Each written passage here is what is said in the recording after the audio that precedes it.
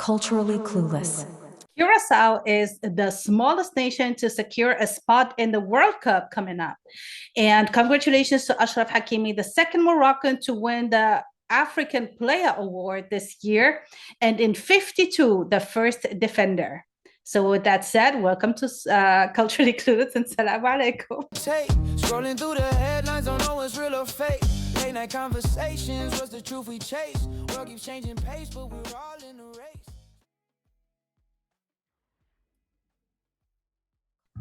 All right, you guys, salam alaikum, and thanks for being here. So, hope you guys are doing great. Some of you hit me up to ask if I was not okay because my energy was low. Somebody in the comments said that also last week. That was a comment I actually wanted to address because a couple of people now hit me up. Those who are listening on the streaming said I sound a little bit tired. I am tired, y'all. Sleep don't come easy, number one. Number two, cut me some slack. Trying to stay busy, trying to keep myself busy. And what can I say? What can I say? Sleep and I are not friends, and there's a lot going on at the moment. So, yeah. Anywho, let's dive straight in. And we have an update on Sami Hamdi. It was actually last week already. So he was interviewed with his wife, and he had this to say. It came as a bit of a shock when I went to San Francisco airport. I'm looking up at the gate D38 to fly from San Francisco to Tampa to give another lecture. And then suddenly somebody walks up and says, "Excuse me, your visa's been revoked." And then I look at the memo from the State Department. There's no reason why. Nothing's been stated. It hasn't said any of the things that they would later go on to say online on social media. And then as they escorted me outside of the airport, there was this black car, the kind of things you see in the movies. And they told me, get in the black car. And it had tinted windows and everything. And I said to them, I'm not getting in. So you guys remember that he was arrested in San Francisco recently, and that ICE took him. He was locked up for 2 weeks, and then the attorney came. I don't know if he actually made it up to 2 weeks. I think so, but I'm not quite sure.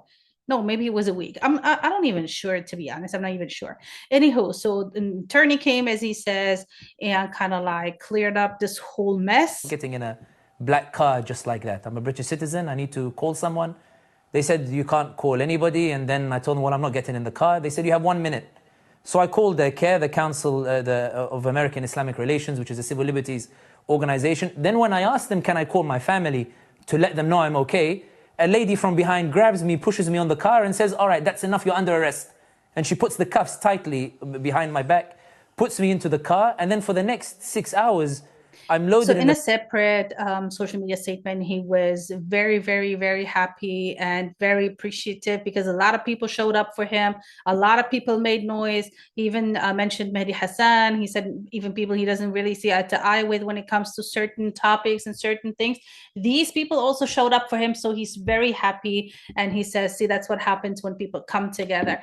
His wife in this interview, she stated that when asked about the support of the UK government, she said that she was quite disappointed. People were trying to, but the government itself, it wasn't really supportive, which is very disappointing considering them being UK citizens. And I still wonder, when will foreigners understand that we are not important?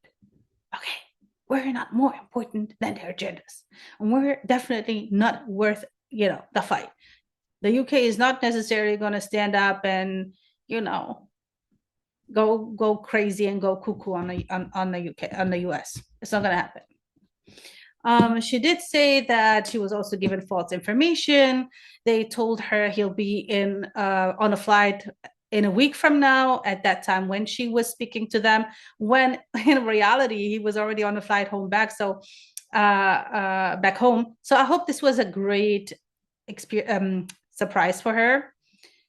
Him being home earlier than anticipated, and feels like more peace, and they get to return back to their normal life and do what they're been doing. This is insane. It's still at it, guys.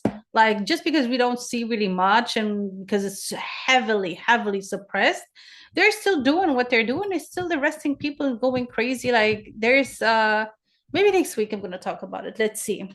But for now, let's move on. Yeah, let's fix myself first, and now let's move on, and let's go straight to the UN. So I don't know, somebody woke up one morning and chose violence in a very crazy way. Somebody thought it was a good idea to have Nicki Minaj speak at the UN and be an ambassador or whatever they want to call it, a voice, I don't know, for the so-called genocide on Christians in Nigeria. First of all, there is no genocide on Christians in Nigeria. We already talked about it. This is not a religious conflict, but they still continuously try to sell it to us that way. Let's listen to some of little parts of Nicki's speech. You now have a whole amazing UN barbs. We're now in the United Nations barbs. In Nigeria, Christians are being targeted, driven from their homes, and killed. Churches have been burned. Families have been torn apart, and entire communities live in fear constantly, simply because of how they pray. Because I don't even know what to say at this point. Like, okay, Nicki, let me address you first. You're supposed to be a pro on a mic, which you are. You are absolutely, absolutely a pro on a mic. You have a lot of talent, but you're wasting it. She sounded terrible. Like, at least you should have insisted on good mic quality. And then the way that she was sounding, speaking so slow. And if that's how you sound when you come across serious and genuine, I didn't buy it. I'm sorry, I didn't buy it. I don't know if she's getting paid for it or if it's just like, you know, basically, how do I say, marketing currency, in the sense of like she's getting out there, she has something to do, she's for her image or whatever. I mean, she has a big fan base. The Barbs are out there. She addressed them as well, that told them she loves them. She said it's not about picking sides. Honey, I don't think you know about the conflict enough, because clearly facts are facts. And I think you should educate yourself. And recently, she's been spiraling like crazy. She's been crashing out for quite some time. But in recent times, it took another, you know, she took another level up. What is going on? So, yeah, she's been at it with Cardi again, you know, insulting children, being absolutely nasty. And I'm not gonna lie, I never thought of Nicki Minaj as a decent person. To me, she was also nasty. I don't know about her deeds or whatever, like what she does and what she doesn't do. But from her attitude, she has a very nasty attitude behind the scenes, in front of the camera, towards people. There was a lot of stuff we were privileged to see over the years of her behavior, how she treats people, how she talks down to people. Never really liked her personality, never.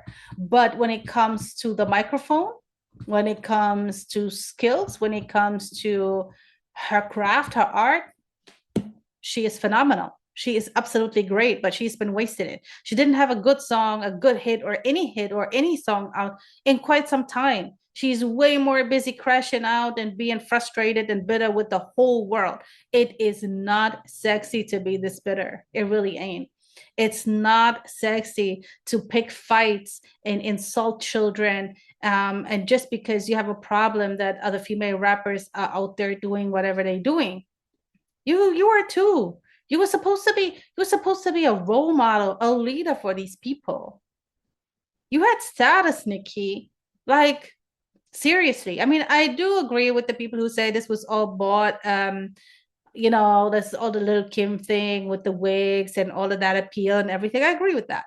But she still, in a way, was very authentic with the characters that she portrayed on stage, at least. You know, all her music, not saying I like all that pop stuff or all her music, I'm not saying like, probably I'm not 100% a target audience, and that's perfectly fine. A song here and there is you know, I could rock with, but for the most part, this whole nasty attitude, you got to drop it. And a lot of people have been advising her to go get and seek some help because she is apparently not doing good. I don't know if she's consuming or not. I'm not going to speak on that. It seems like a lot of people have been telling her to go and seek help and, get better. So after Ted Cruz and Belmano, she joined this ridiculous gang of people against genocide on Christians in Nigeria. Oh my gosh, I don't even know. So I wanted to get to this part now. So the information manager or information minister, I don't even know what you call him, stated that since May 2023, 13,500 terrorists of these groups were neutralized and over 17,000 were arrested. And since 2009, approximately 50,000 Christians have been assassinated, right? And over 20,000 churches and schools, Christian schools, that is, have been destroyed. But here's the thing, right? As much Christians as there have been assassinated, they're saying the numbers are saying that Muslims have been more assassinated. That's why we're saying this is not a religious conflict. This is not. It's like everybody gets it. Everybody who doesn't fit into their like everybody who they profile as not to be, as how they want this person to be, they get assassinated. That's how it is. And there are lobby groups who are misleading the West, the US, and I don't know, like maybe they don't want to see the truth. They don't like to educate themselves. The West, especially the US, they're always looking to cause trouble somewhere. So that's actually something that is very very, very interesting. Now, according to this data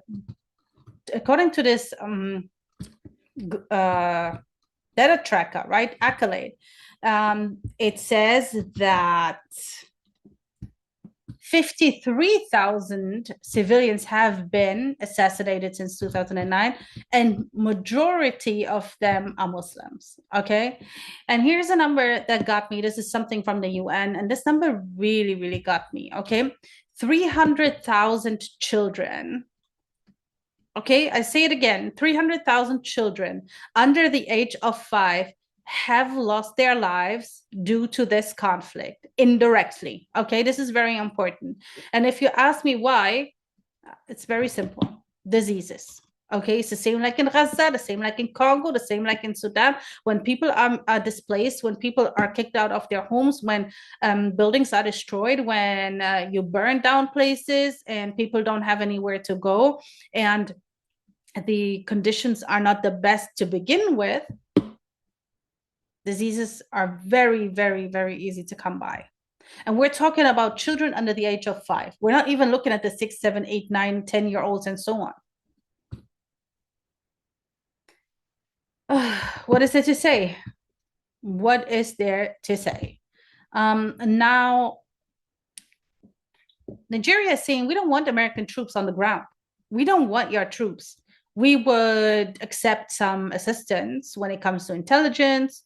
We would appreciate some much needed and necessary military equipment to fight this fight, but we don't want no troops on the ground.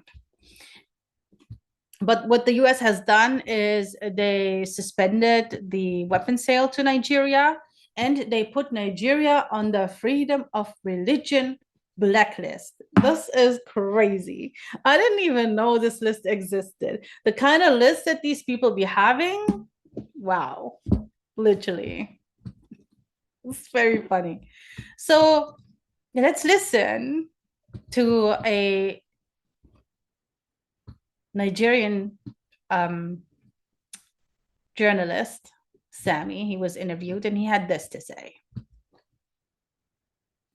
It is genocide against Christians, or it's not happening. It's all about perception from individual quotas, but many Nigerians will feel that Muslims and Christians are equally being killed.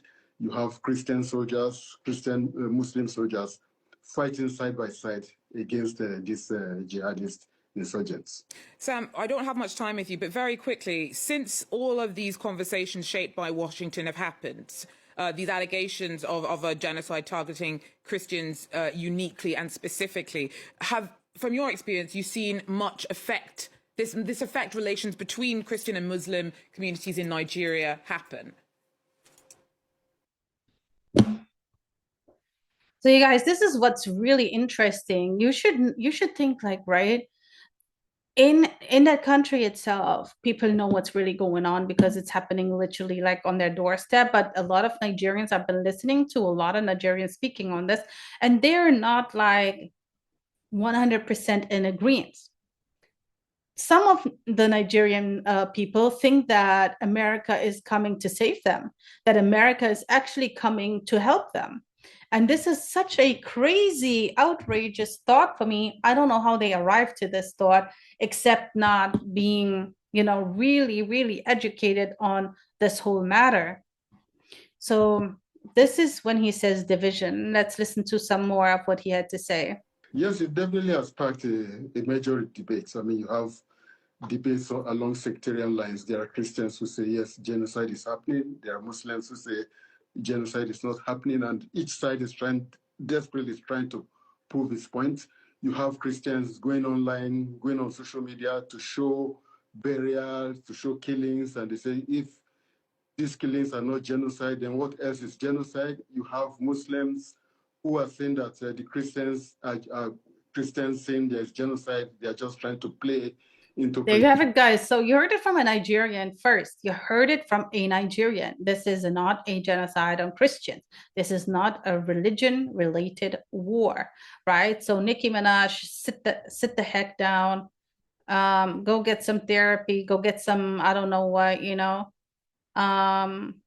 whatever you need, just go get it. Like find out who you are. Get out of this bitter, frustrated mindset and focus on your craft, focus on your talent, focus on whatever you want to focus on, but please not on things that you don't seem to be quite well equipped with. And if you guys wanted to know who are these people who care about Black Christians, because African Christians were never really interesting. Otherwise, you wouldn't have assassinated so many in the past, I don't know, centuries. But let's check this out. Good afternoon, everyone. As has been mentioned, my name is Tim McMurtry. I serve as Wisconsin State Coordinator for Christians United for Israel. I also serve as North Campus Pastor for World Outreach and Bible Training Center in Milwaukee, Wisconsin. It gives me great pleasure and honor to be with you all here on today. There you guys have it. Christians for Israel. Amazing. Always in the front row. Since we mentioned Israel, let's talk about Gaza. There is some really interesting stuff that's been going on and some very disturbing stuff that's going on, and that is the UN Security Council voted in favor of establishing a stabilization force in Gaza called the ISF, International Stabilization Force, and that means they adopted Resolution 2803. And these troops are coming from Muslim countries. We don't know which ones, allegedly. And they are tasked to do this, to demilitarize Gaza, okay? Disarm the resistance practically. I don't know how, it's gonna be interesting. Prevent the fighting from starting over. This is a very interesting one, to be honest. This fixed ceasefire that's in place, that's not really holding because there has been over hundreds, I think 250, which number are we? I don't like to state numbers because they change daily, okay? So they still assassinating and destroying in Gaza, okay? Which fighting do they mean? Like they don't want the other side to defend themselves? Like I don't quite get it. Like they don't want the fighting to resume. I don't quite get it. Okay, I don't really.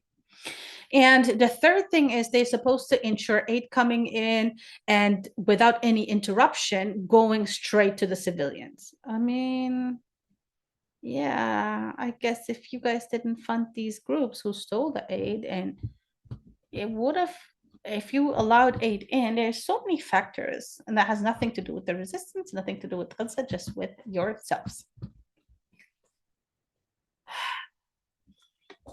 So this is a very interesting resolution because, of course, Israel tried to implement some changes. The US apparently said no, they didn't like the wording of using the term Palestinian state, but the US was like, yeah, whatever. Russia had a different proposal to the UN, but they kind of like backed up last minute. And when they voted 13 countries for this establishment of this ISF, there were 2 countries who abstained, and this is Russia and China. Okay.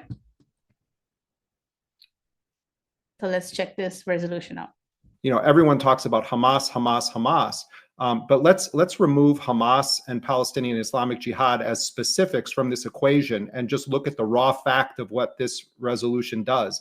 It endorses Israel's war of subjugation and apartheid by saying that the Palestinians stand alone in the world as the only people that do not have a right to self-determination or to resist occupation, including through the force of arms. This is an extraordinarily dark moment in the history of the United Nations. And you know, the U.S. envoy to the UN, Mike Waltz, really issued a kind of menacing statement last night where he said that if this resolution is not adopted. So yeah, this is what it's all about. This is like how they are officially talking about this resolution. And we have also a statement from the factions, and this is what they had to say. But this was their statement about the Security Council resolution. They said the Palestinian forces and factions affirm their commitment to our people's right to self-defense and reject the Security Council resolution, deeming it a tool for Israeli control and complicity in the genocide of our people. The Palestinian factions reiterate their rejection of the resolution, viewing it as a US-backed decision that violates international security frameworks and paves the way for Israeli actions on the ground against the will of the Palestinian people. We believe that any international force deployed in Gaza in its proposed form will amount to a form of trusteeship or administration, thereby perpetuating a reality that restricts the Palestinian people's right to self-determination. Yeah, of course. I mean, of course, the Palestinian factions of the resistance had to give their statement, and they're not okay with it, which is absolutely understandable, right? Because this is not the ceasefire that they agreed on altogether. And this is the whole thing, right?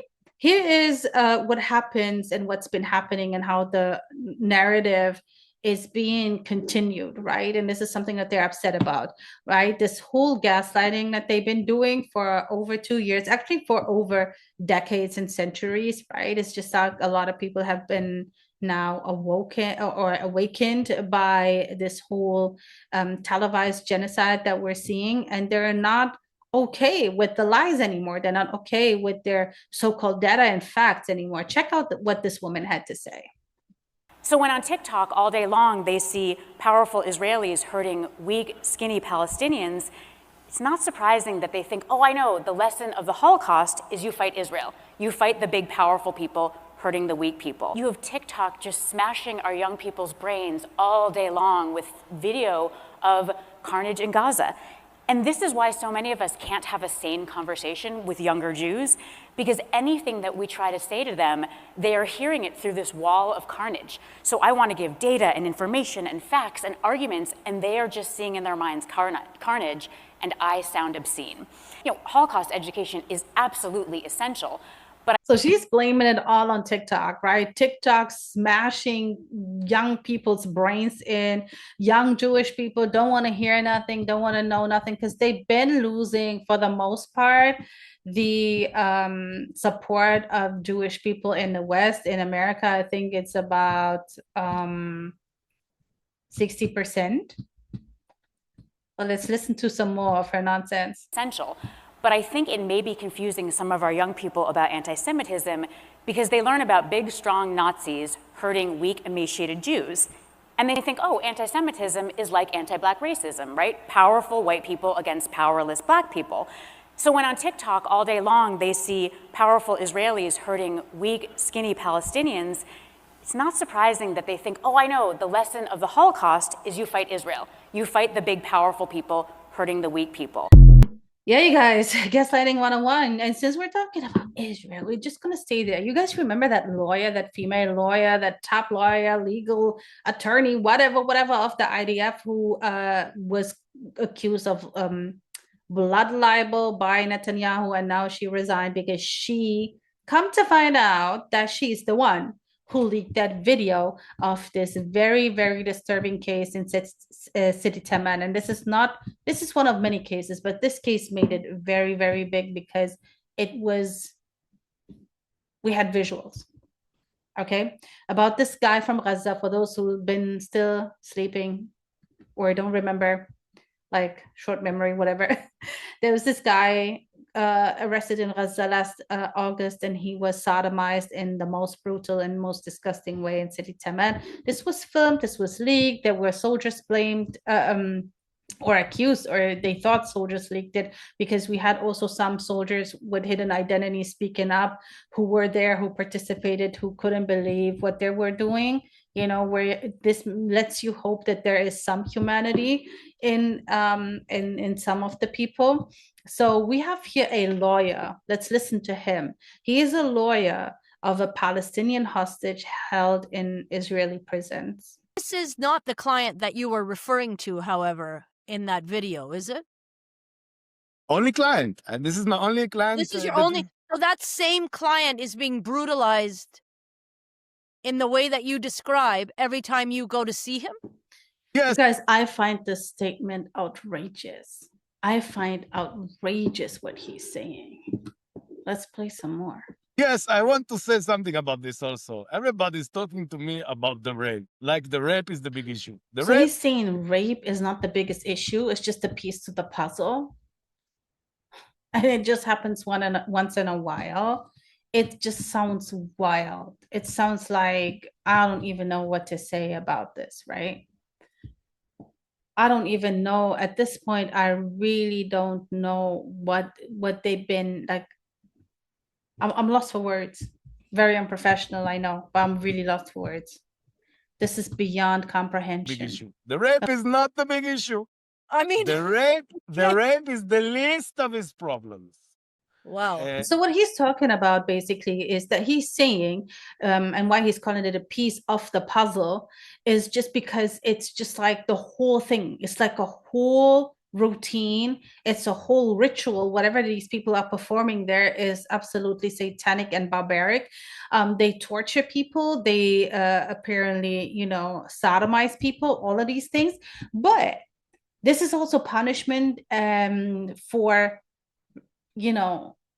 being visited by a lawyer, for literally having a lawyer. So they're going to get tortured, they're going to get sodomized because their lawyer is coming to see him. So his client asked him not to come back anymore because he couldn't tolerate this anymore. He couldn't tolerate this anymore. And he wasn't the only one.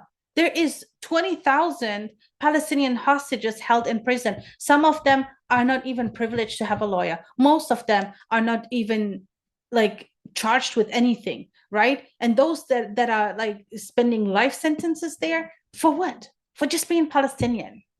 Okay? So the City Taman case is indeed the biggest case, and this is how it was really leaked, because this is very interesting to me. It was the woman who leaked it to the public, yes. But why this case even became a case is because an Israeli doctor who came to see this particular guy reported this to the military police, because he when he checked him up, when he did the checkup on him, he saw the rectum and the intestines were completely destroyed. So he reported this to the military police because he thought this is something that Palestinian inmates did to him. I don't know how I don't know how this man arrived to this. He's a doctor. He's supposed to be a little bit smarter, but maybe he doesn't know. Again, it's one of those cases. They don't know what's going on. in their own country, at their own doorstep. Okay, Palestinian hostages are being tortured, are being completely weakened. They are being blindfolded, they're being tied up, they're beaten, they're sodomized. When and how would they do this to an inmate and one of them? Why? Like, where's the logic in this? I don't know how he arrived there, but maybe he's really that naive.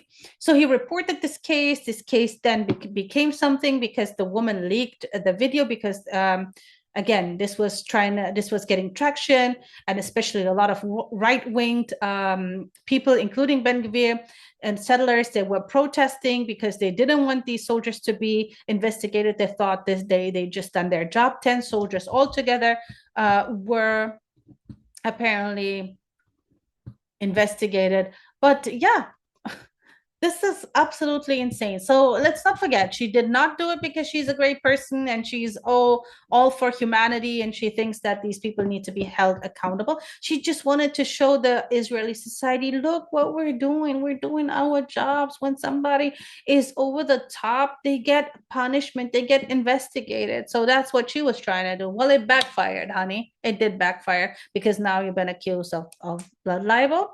Now you're resigned and now you are on the enemy number one list as well. Okay, let's talk about this outrageous thing that they're trying to tell us about this whole incident and the situation in South Africa, right? So, oh my God, can somebody cut my tongue off if I say so again? We have a flight leaving Israel, going to Kenya, and ending up in South Africa with over 150, sometimes they say 153 people from Gaza on board. These people don't have any exit stamps on their passports. They have nothing. They didn't even know where they were going. So this is a very interesting story, right? Buckle up, you guys. What happened here was that, again, there is a plane that left to Kenya. All right. This plane with these people from Gaza are evacuees. These people wanted to evacuate. They registered online with a not registered organization called Al Majd Europe, right? This Al Majd Europe works closely with the Israeli government. They have now a unit in the IDF for voluntary evacuation or voluntary, So these people then registered online, paid a hefty sum of money from $1,000 to $6,000. Mind you, these people don't barely have anything anymore because, with this whole food selling on the black market, having to buy tents over and over again because of the weather, because the tents being destroyed for whatever reason, right? So these people registered and everybody got their own individual price. I don't know if this is based on looks, on names, on how the weather is, or whatever the Israelis feel like on how they, determine how to charge people. This guy who is responsible is somebody called Tom and Linder. He calls himself Tom sometimes on LinkedIn, for example. So Haaretz reported on this and Al Jazeera did some digging and they came up with this. This guy is Estonian Israeli and he's been basically running this organization that doesn't exist because it's not registered. They claim to have residency in Germany, which they don't. And then they also state that they have an office in Sheikh Jarrah in occupied Quds. Under that address, there is no office whatsoever. So the people from Gaza, they just registered online, as I said, destination unknown. All they were told is, don't even bring any luggage or anything. Just come. We're going to get you out. And as I said, They've been to Kenya. They didn't go through pass control. They boarded the next flight that was leaving from there, and they went to South Africa. When they arrived in South Africa, they were in limbo for 12 hours because South Africa claims they had no idea that this plane was coming, these people were coming, or nothing. So they were trying to figure it out what to do for 12 hours. Finally, they had access to the president, and this is what he said. Yesterday, we had a plane of 160, we're carrying 160 Palestinians landing at OR Tambo. And these are people from Gaza who somehow mysteriously were put on a plane that passed by Nairobi and came here. And I got to hear about it from my minister of... So far, 130 people were let in. Let's listen to more of his statement. Home Affairs, wanting to know, what do we do now? And I said, we cannot turn them back. Even though they do not have the necessary documents and papers, these are people from a strife-torn, a war-torn country. And out of compassion, out of empathy, we must receive So them. they agreed to facilitate accommodation and whatnot for these people. You know, Palestinians don't need to apply for a visa to get to South Africa, so they didn't have that issue. They have a 90-day stay granted for them, and they're going to apply for asylum in South Africa. Others, the ones that have not been granted access to the country, have left to another country. So as I was saying earlier, there is a unit that was opened in the IDF to help facilitate and work closely with this alleged not existing organization, right? To arrange these flights from Israel. Because here's the thing, you guys, right? And this is why I don't understand. Again, critical thinking, please, and do some research. Do people want to leave from Gaza? No. Do some of them feel they have no choice? Yes. Some of them leave because of medical aid. You know, and this is not just coming from the bombing. There's people who literally were sick because they had cancer or any other diseases. Like, we have so many cases. Shout out to SOS, my initiative that I work with. We deal with so many medical cases. And shout out to Heal Palestine, who are doing way bigger things. And shout out to all and everybody who is actually really helping, genuinely helping. Amazing people, amazing.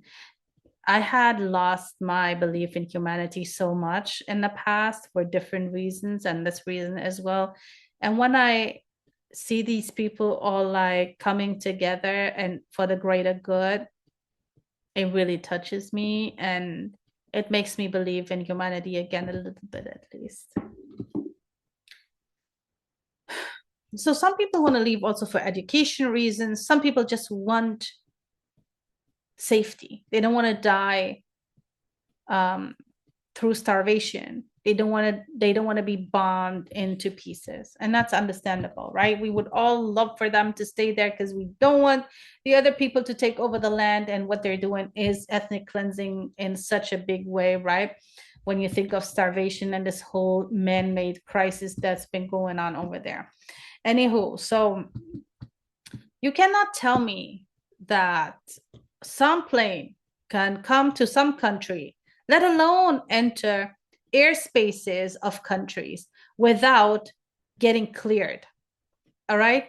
No plane will do that because they will be considered a security threat. Okay, like, you guys, you remember those drones in Jersey, and then we had these drones in Germany, and these drones, we had them in so many different places in the airports, and they were like really like alert, and they were saying, we don't know what it is, we don't know what's going on, but we're on our P's and Q's, like they talking about safety and security has to be, on point, and everybody was like making sure that there is no threat undetected. But you want to tell me like this whole plane, and this is not the only plane. There's like 2 more planes apparently that they had arrived in South Africa at some point that South Africa didn't know, and there was no warning, and they didn't feel like, oh my gosh, what's going on? Let's go to a case in the 80s where that was the Cold War. The Soviets were fighting, and there was a Korea airline who accidentally lost track and got off route and ended up in their airspace, and that didn't go too well. Because it was considered a threat. If you don't declare your arrival or your intention, to come to that country, or to, that you are deploying airplanes or whatever, yes, it is a threat. So I don't understand. Kenya doesn't want to talk. South Africa claims they don't know nothing. And Israel says it was a routine flight. Somebody's lying here. Because how are you arriving, even if it's a chartered plane, even if it's like a private plane, how are you arriving in Kenya and you don't go through pass control? You know how the most annoying thing after the luggage bit, right? When you have like too much luggage and then they tell you to take it out or unpack or repack or mispack or whatever, pay for it, Apart, like after that, this whole pass control here, pass control there is the most inconvenient. Because when I'm at the airport, I really don't want to pull out my passport like every 10 minutes or every 5 minutes to show it to somebody. Like, bro, you just checked me. How many times you want to check me? You want to tell me that they just 153 people just went through? No. Somebody's lying here, y'all. Somebody is lying here.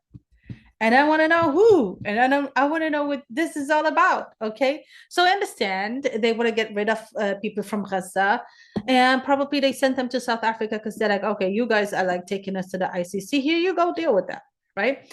Most of the people on these planes are professionals, doctors, IT people, engineers, business people. Of course. I mean, if anyone probably can afford this, then them. 70% of the academics in Gaza have been actually assassinated. So this is also like another thing where they're now kicking the rest of the academics out as much as can be, because they are very needed. If you try to run a successful nation or become a successful nation, you need academics, you need professionals or experts. Disgusting. I love it when people send me topics, when people send me something to look at, when people suggest stuff for me. Many times it's a no, because I feel like not yet, or no, there is no meat to it. For me, something always has to have meat, something always has to be informative, or at least make sense, right? And a lot of things don't make sense, or a lot of things don't make sense now or in that moment. But this one here was actually, I received it today, and I was so happy when I saw that. I'm like, oh, I don't know nothing about it. I kind of like heard some stuff, but never really looked into it. So I didn't have much time. And that time I spent like I did some digging, and it was so fascinating and so interesting. We're not gonna do a deep dive. I mean, I barely ever do deep dives here, like full-blown deep dives. Maybe we should do that next year. Maybe every now and then we should, go, and do some digging and some really like, I always try to make it as digestible and short as possible, but yeah, why not do a deep dive on something? China has been in the news a lot. Japan, not so much, but there is a Japan and China beef going on, and there was a beef in China and Japan beef going on for quite some time. It's a dispute over different type of things. Number one, Taiwan. Number two, territorial, dispute that has been going on for some time too. But let's back up a little bit, right, and talk about it. There was definitely a Sino-Japanese war in 1894, and it really lasted a year to 95, and there was a treaty signed, but it was not that Japan gave Taiwan to China. China gave Taiwan to Japan. And Japan was in control of Taiwan till the very end of the Second World War, when Japan surrendered. Japan was the Axis alliance, in the Axis alliance of Germany and Italy. So they've been fighting together, they've been in partnership, and they surrendered. And that's when they returned Taiwan to China.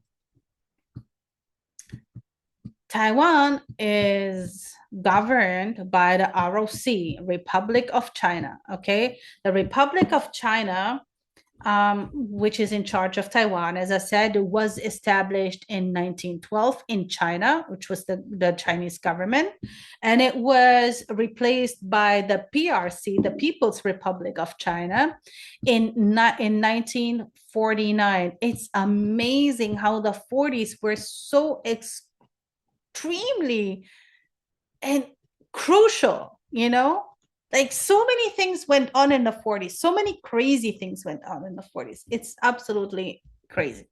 Now the PRC, as I said, People's Republic of China, is now the government of China ever since. But in the UN, the ROC, right, the Republic of China, held its seats till 1971.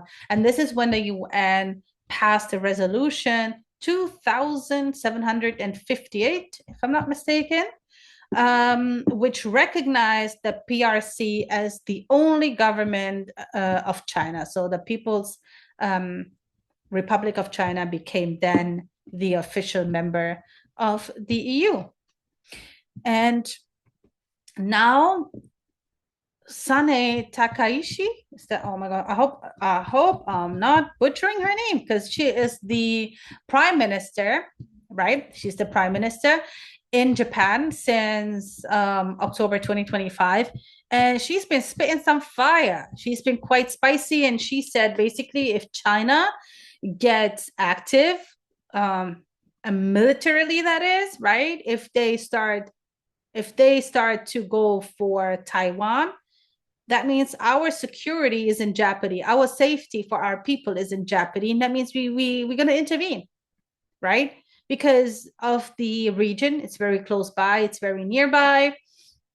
So yes, they are afraid. And, you know, I guess that's also like historically, because Taiwan belonged to Japan at some point and they had to give it up when they surrendered. She was like, you know, when she made that statement, China was like, what?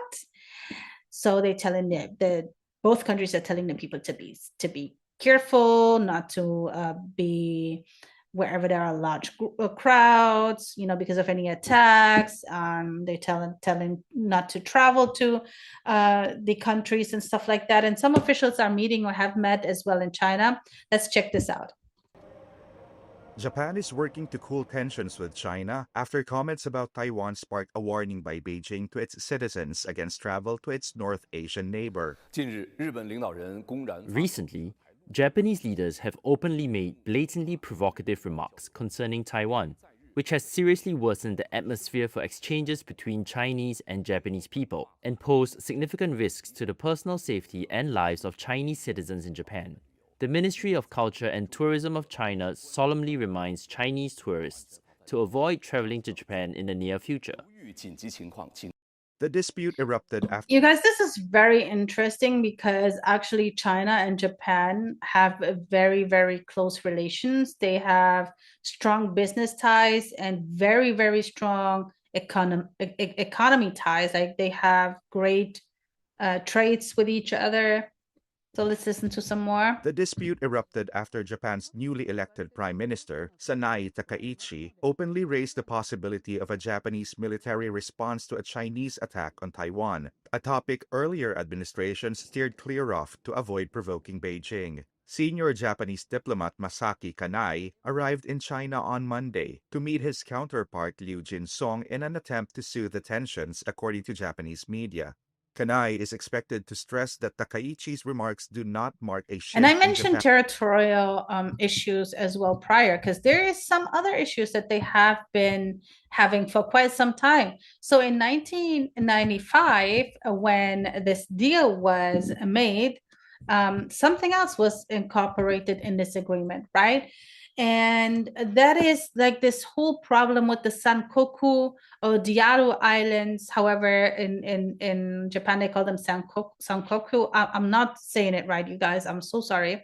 And in China, they call it Diaru Islands, right? This is like, this is an island group that was not inhabited whatsoever. So China has a historical claim. They say since ancient times it belongs to us. They have maps, they have documentation, and so is Japan saying no, they are actually ours, and we're supposed to, we own them. So it's always territory, it's always land, it's always about whatever. And one thing that I really had no idea of, which really surprised me, right, is that indeed America was governing or was controlling Okinawa. Okay, they were controlling Okinawa, and when they gave Okinawa back to the Japanese, right, to strengthen their relationship, apparently, which is very interesting, right? They gave back Okinawa, and in that agreement, there were also like the Senkaku Islands. The Senkaku Islands belong to Okinawa, to that area apparently, and they are part of that agreement. So the US gave back Okinawa and gave them administrative rights to the islands as well. And I don't know, China does not obviously like it because they feel like, no, this is ours. Let's watch some more of the very recent dispute with China and Japan about Taiwan. Takaichi's remarks do not mark a shift in Japan's security policy and urge China to avoid further damaging ties. Japan's Chief Cabinet Secretary Minoru Kihara on Monday said China's travel warning is, quote, incompatible with the broad direction of promoting a strategic, mutually beneficial relationship confirmed by the leaders. Later in the day, China's Foreign Ministry spokesperson said, quote, the wrongful remarks made by Japanese Prime Minister Sanae Takaichi regarding Taiwan have deeply hurt the sentiments of the Chinese people and severely deteriorated the atmosphere for people-to-people exchanges between China and Japan. The ministry confirmed that China's Premier Li Qiang has no plans to meet with the Japanese Prime Minister on the sidelines of the upcoming G20 summit in South Africa. We're going to move from Japan to the US. I mean, we've been talking a little bit about the US because the US, my question was right. Like, when does the US give something back? What happened? But I guess for whatever reason, they did give it back. That's the part where I need to look a little bit more into it and go a little bit more deeper. But it's very fascinating. Asian history, Asian conflicts is absolutely fascinating. Now, as I said, let's talk about the US and talk about Trump and MBS. So MBS, he visited the White House, and there was a press conference this time. It was not like when the Syrian interim president was there, right? This time they had a press conference, and of course the press had questions. Is it appropriate, Mr. President, for your family to be doing business in Saudi Arabia while you're president? Is that a conflict of interest? And Your Royal Highness, the U.S. intelligence concluded that you orchestrated the brutal murder of a journalist. 9/11 families are furious that you are here in the Oval Office. Why should Americans trust you? And the same to you, Mr. President. Now, who are you with? I'm with ABC News, sir. You're with who? ABC News, sir. Fake news. ABC fake news. One of the worst in the business. But I'll answer your question. Thank you. I have nothing to do with the family business. I have left, and when I've devoted 100% of my energy. What my family does is fine. You guys see, what Trump always does is ask what news outlet they work for. And when they say the name, he completely obliterates them. He never has anything good to say about any news outlet. And that's so funny. They actually ran by his friends or those people who pay him to support a particular agenda, right? I don't know. I don't know. Just saying. Just saying. So after he kind of like dissed the ABC News, he seemed quite embarrassed and he didn't like the questions whatsoever. And then he answered his own question about his family doing business with Saudi Arabia. He said he has left and blah, blah, blah. So he thinks it's absolutely perfectly fine. I mean, there's $1 trillion that the Saudi Arabians want to invest now in America. I really wonder where these investments are going to go into. What are they going to go into? What's going to happen with that $1 trillion? Or didn't like him. Things happen, but he knew nothing about it, and we can leave it at that. You don't have to embarrass our guest by asking a question like that. It's okay, just you ask Mr. President, if you allow me to answer. You know, I feel painful about, you know, the families of 9/11 in America, but, you know, we have to focus on reality. Reality based on CIA documents and based on a lot of documents that Osama bin Laden, he used Saudi people. And then before the second question this journalist had was for MBS, before he could answer, Trump came in and answered that question for him. And even saying, why are you embarrassing our guest and stuff? You know, like the way that he talks is just weird. I don't know what to say. Like the way he sounds, what he says is just, I don't know. I can never listen to Trump. I can never listen to Trump. Never, ever. I can only tolerate like what, 2 minutes, 1 minute, and that's it. Anywho, so MBS insisted on responding, and he might as well not have responded because it was absolutely pointless. She asked him about a journalist, right, that was assassinated, right, in 2018. Let's say his name. I think his name is Jamal Khashoggi or something like that, if I remember correctly. Jamal, definitely, but the last name I don't remember. Anywho, so he was assassinated because he was heavily criticizing the Saudi government in his work, right? And he was assassinated in a Saudi consulate in Istanbul. And this was a big, big story because obviously people thought this went against human rights, and human rights organizations spoke up. So many people spoke up about this very, very, very sad incidents. He deflected completely. He didn't even go into answering that question. He dragged Osama bin Laden into it, and then he said that Osama bin Laden is responsible for making the relationship between the U.S. bad, between the U.S. and Sudan, Saudi Arabia bad. Sudan we're going to get to in a second, because apparently now Trump took interest to it as well, because the great MBS asked him to help Sudan. This is what he said. I settled 8 wars, and I'll tell you, His Majesty would like me to do something very powerful having to do with Sudan. It was not on my my charts to be involved in that. I thought it was just something that was crazy and out of control. But I just see how important that is to you and to a lot of your friends in the room. Sudan, and we're going to start working in Sudan. I didn't think that that was one that was going to be. So Trump said that he stopped 8 wars, right? He ended 8 wars, and then he started the ICE war in his own country.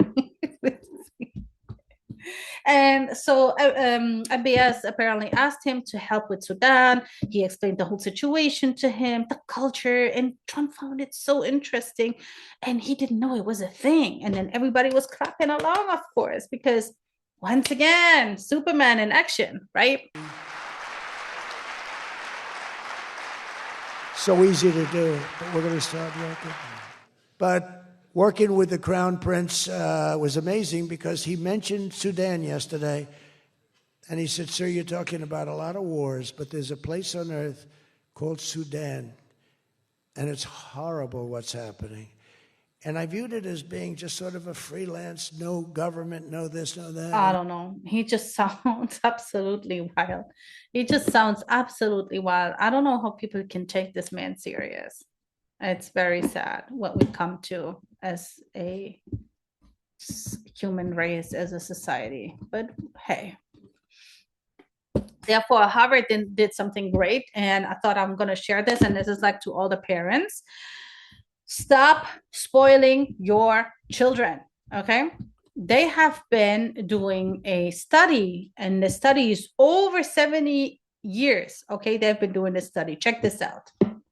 Harvard did a 75-year study on the connection between chores and success later in life. And the study concluded that children who do chores from a young age are more successful later in life and happier. But the most surprising connection of all was the connection between chores and self-esteem, as in the children tasked with doing chores presented as more confident adults. In fact, another study looked at 10,000 children and concluded that children who do chores are more You guys heard it. You guys heard it. You guys heard it. Okay?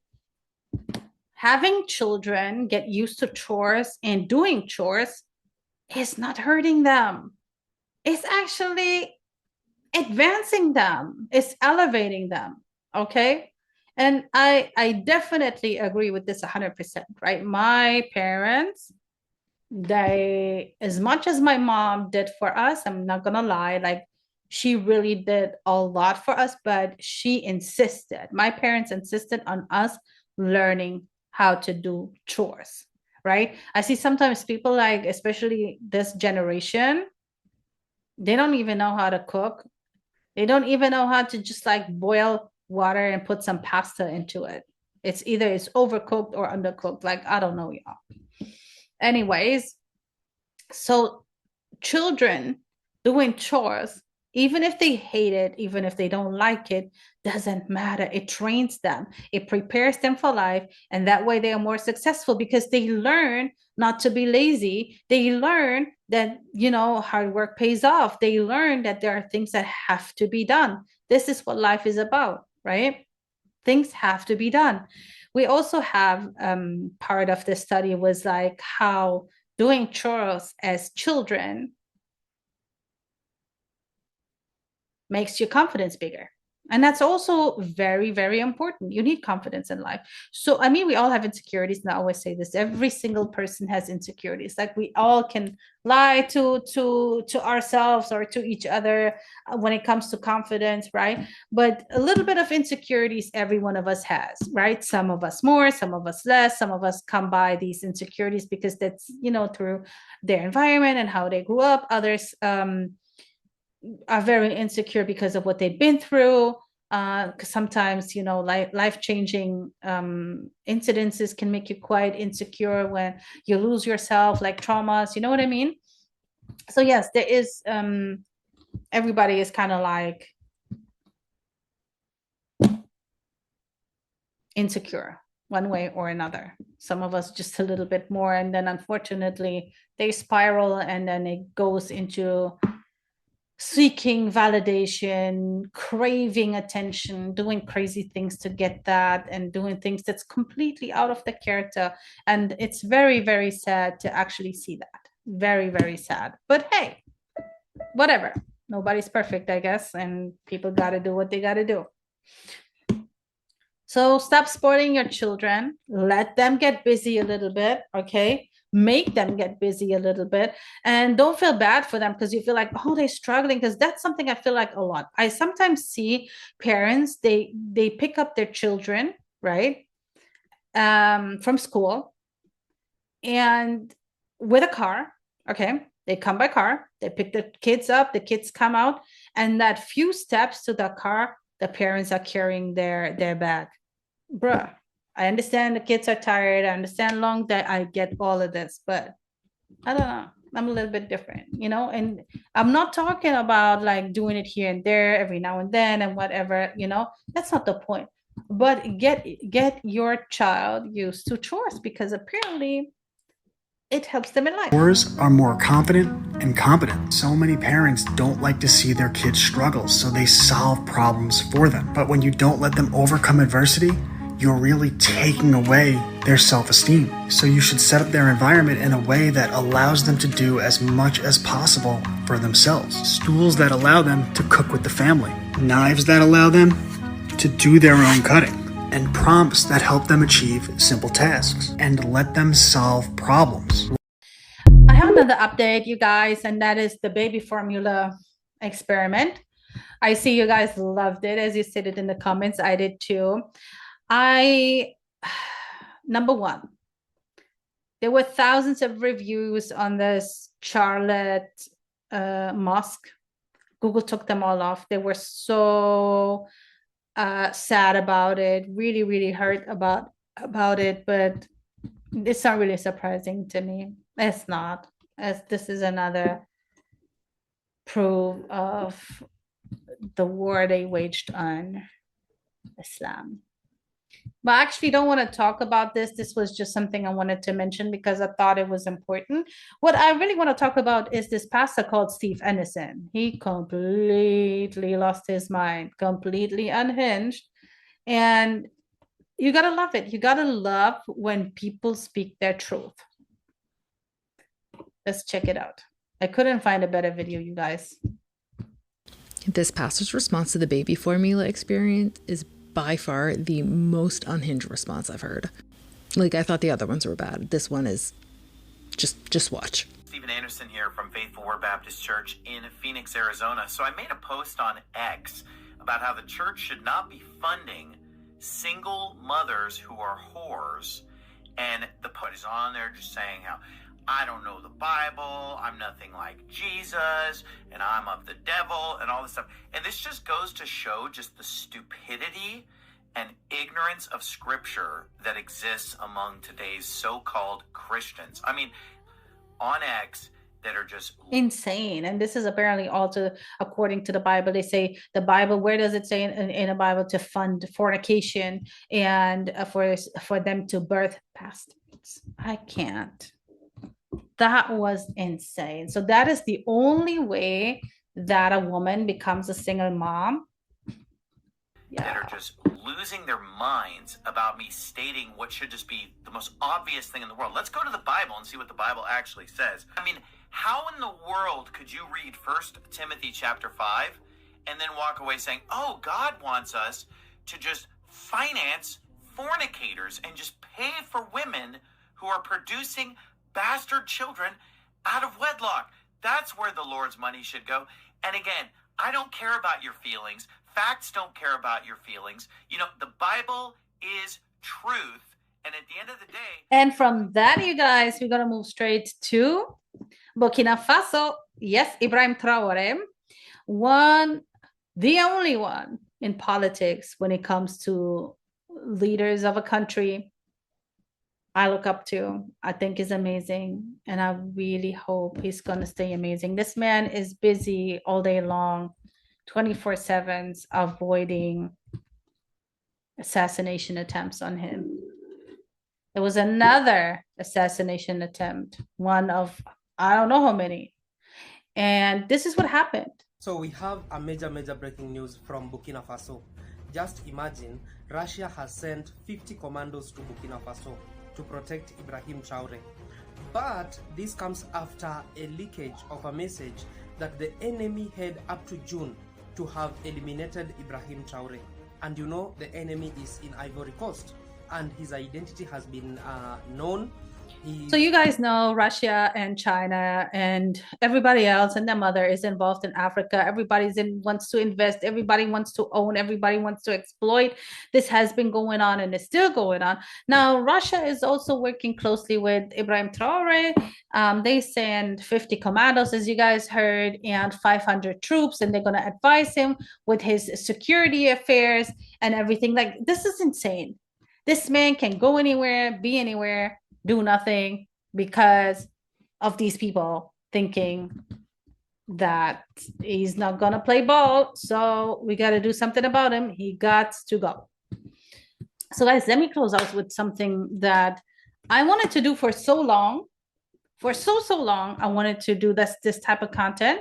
And somebody did it, and I'm like, you know what? I'm just gonna do the shortcut, and since I found it now, I'm just gonna have her content and displayed here. This is very, very interesting. So listen up closely. If you're against Western superiority, then why do you wear Western clothes? Let me educate you real quick. Trousers? Not Western. They were invented in China 3,000 years ago. The oldest known trousers were discovered in the Yankai Cemetery in China. Shirts and dresses? Not Western either. They date back to ancient Egypt. This is a 5,000-year-old tunic that was discovered in a cemetery in Egypt. But there's more. Around 3,400 BCE. You guys hear? You guys hear that? On point. Absolutely on point. And because she describes it and shows it in such a beautiful way, let's listen to some more. 1,400 BCE. Egyptians were dyeing their hair with henna and other natural dyes. And the earliest evidence of nail polish? Ancient China, around 3000 BCE. At the same time, ancient Egyptians were using henna to dye their nails. This is a mummified hand where you can literally see the nails dyed with henna. In reality, there is nothing Western about my appearance, but the West got so used to appropriating things that existed for millennia in different cultures. This is the reason why it's always good to know what you're talking about and not just talk, right?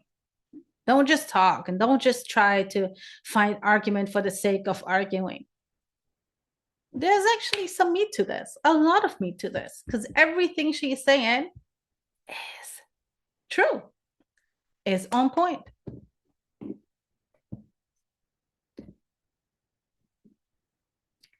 I hope you guys enjoyed this episode, and I hope my energy was better.